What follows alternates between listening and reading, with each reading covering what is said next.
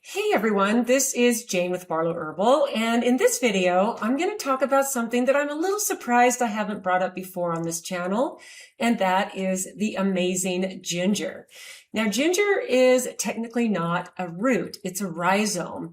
So when we say ginger root, it is underground, but it's a rhizome. It grows horizontal with the ground. It doesn't go deep. It does have some little shoots off, but technically the part of the ginger that we use, which is the root, is a rhizome. Ginger originates from Southeast Asia. It loves tropical, but now the biggest producer of ginger root for consumption is India. But it also grows in China and Nigeria and other tropical and subtropical environments. The cool thing about ginger is you can grow it almost everywhere. It is seasonal if you don't live in a tropical place, but it is something that you can keep growing and growing and growing. If you buy one ginger root or rhizome, even in the grocery store, you can plant this ginger root, grow it into a big bundle of ginger in just one growing season, pull off, break off a couple of those ginger roots or rhizomes, and you can see where the little ginger buds are. They call them the eye, almost like a potato, and you can preserve it and store it in a careful way, and you can plant it next year. So one thing of ginger will typically provide 10 times the growth of what the one that started with. And it's really cool because when you see ginger root, that you can see the one that it was started from, and then it grows all the rest of the rhizome, and then you harvest it, you can see the one that was the original. It's a little bit darker, the skin on it's a little bit darker, but the rest you can see is all fresh ginger root. And from people that I've known that have grown this in their yard, it's really rare to get less than 10 times growth, which is really cool. Now, ginger has a ton of health benefits, but there's also many people in many cultures that have a love affair with ginger. And I am one of those people that absolutely love ginger. If I don't drink it in a tea, I love it when I eat sushi. I love to make a ginger turmeric inflammation shot.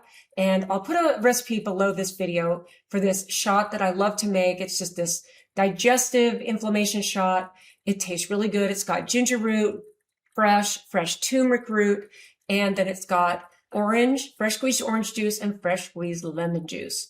And I just store it in the fridge and take a little shot glass of it every single day. It's super strong, super powerful. It wakes up your digestion. And what I love is how it not only improves digestion, but it's really, really good for inflammation. In fact, one of the beautiful things about ginger is that it is highest of all of your plants in antioxidants, only below pomegranates. So pomegranates have the highest content of antioxidant power, and ginger root lives right below that. So some of my favorite health benefits of ginger are these. Reduces nausea. In fact, this is really a very comforting tea for pregnant women to sip on if they experience nausea or morning sickness. And this is just also good for anyone if you've come out of a surgery, maybe you're getting over a cold or the flu, or you're just having some nausea. Ginger tea is absolutely perfect. Now you can buy ginger tea, root tea. It's been powdered and put into a little tea bag, or you can take fresh ginger root, slice off a few chunks of it, steep it in water, let it steep for a while, strain out the ginger, and you've got fresh, beautiful ginger root. So nausea is one of the things that ginger has been used for a long time. In fact, human beings have been using ginger root medicinally and for food for 4,000 to 5,000 years. It's very, very well documented. It's loved all over the world. Another one I love it for is inflammation and pain. It's amazing for digestive support. It actually stimulates saliva, bile, and all of your gastric enzymes, which again is why it's so good for digestion. And it helps with bloating and indigestion. So instead of grabbing the Tums or grabbing other things you might grab for indigestion, unless it's something beautiful and natural, ginger is one of those things that can help soothe your stomach and help with digestion and indigestion. Okay. It's also really good for your immune system. simply because of its powerful antioxidant properties. It's also good for blood sugar and heart health. And like I said, it's one of the highest foods that for antioxidant power, right underneath pomegranate. And then it's also good for cold and flu relief. In fact, ginger root is one of the herbs that we put in our amazing, delicious, very, very popular throat spray. In fact, of all the products that we have here at Barlow Herbal, the throat spray is the only one that contains ginger. And it's not simply because we don't like ginger. It's because ginger is so easy to get. It's so amazing to take in a tea. It's great to cook with. In fact, you can even cook with the stalks and the leaves. You can, if they're still green and viable, after the plant has died and they're dried up and brown, then no, those don't make great things to make tea with or even cook with. In some cultures, culinary, they would take the fresh shoots and the leaves, and they would either steep them into a tea or saute them up. There's a very, very light ginger scent and a ginger smell to the shoots and the leaves of ginger. Now, you don't want to take all of the top part, because they're going to need the sunlight. They're going to need to gather all of that nutrition from the air and the sunlight that it gets. Now, if you do plant fresh ginger at home, just remember that it needs to have the tropical environment created so that it can grow. So you might want to start it in your house, let it start growing, and then you can move it outside once it gets warm. Typically what people do, especially in climates like where I live, which is Utah,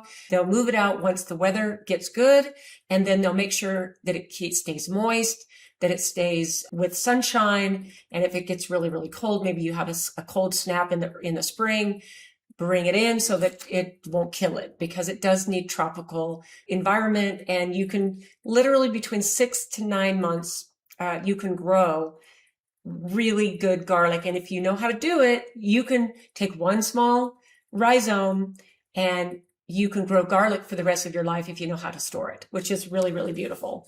The rhizome, you can use it fresh, raw, grated, or sliced. You can dry the powder and put it into a spice form.